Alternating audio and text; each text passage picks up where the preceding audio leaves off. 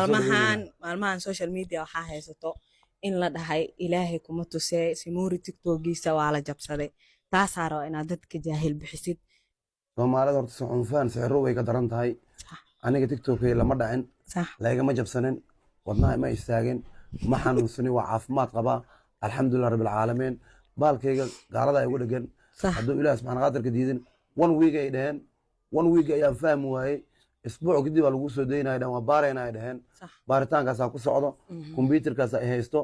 hadduu ilaah subxaana qaadirka diidin walaala qaali sababta loo xiran haddaa sheegi kartid sababta loo xiray anaa kuu sheegaa nambara oo dad masaakiin oo qaxooti aan caawinaya nambaradooda qaybta hoos barafeerka ku qoray nambarada badan ayaan ku qoray dhowr jeer aa lay digay digniintii wixii baan fahmi waayey markaad asbaabteeda markaa elaboorka kasoo degaya nafsikeeda markaa xaafadda imaada bashqad baa ii soo dhacday wixii waa gara waayey aqoon la-aan waa iftiin la-aan wixii waa gara waayey saasaana bahalka layga xadiday haddana macno male waa canaan le waaye waa fahmi doonaa waxaan wax baan ka fahmi doonaa